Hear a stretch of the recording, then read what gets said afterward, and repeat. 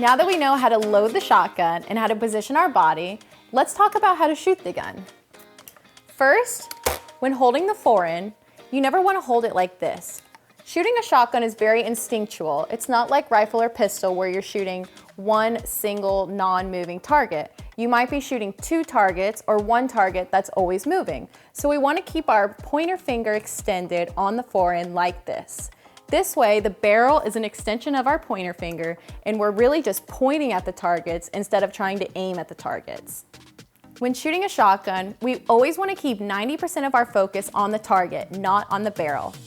Shotgun shooting is instinctual. We're shooting moving targets. So we want to keep our eyes on the target that's moving, not on the barrel. If we do this and we have our finger pointed, we'll be able to move through the target and not miss behind it. Now, what is a hold point? A hold point is where we're going to start our barrel in space before we call for the target. Depending on how fast the target is, how fast our eyes can pick up the target, and our reaction time to the target, hold points might differ for everybody, and it's a trial and error situation. Squeezing the trigger is where shotgun shooting is very different from rifle and pistol shooting. Rifle and pistol shooting, we're shooting one target that's not moving, and we're always taught to squeeze the trigger slowly so we don't have muzzle jump or we're not moving right to left. Well, when shooting a shotgun, we're going to be moving no matter what, so we want to slap the trigger instead of squeeze the trigger. Now, after we pull the trigger, we always want to follow through on the target. What does that mean? Well, after we shoot the target, we're going to want to keep going with the target, and even if we break the target and you're only shooting one, you're going to want to keep following through with pieces of the target just to ensure that you're following through. Why do we do this? Well, if we pull the trigger and stop the gun, then the target's going to go through and the pattern is not going to hit the target because it's going directly out. Whereas if we follow through on the target, the pattern is going to move in more of a wave-like motion with the target, and the target will intersect the pattern and break every time. So what do we do after we pull the trigger? Well, after we pull the trigger, we're going to want to bring the gun down, keep the pointer finger off the trigger, open the action, take the spent shells out, and celebrate because you probably just hit that target.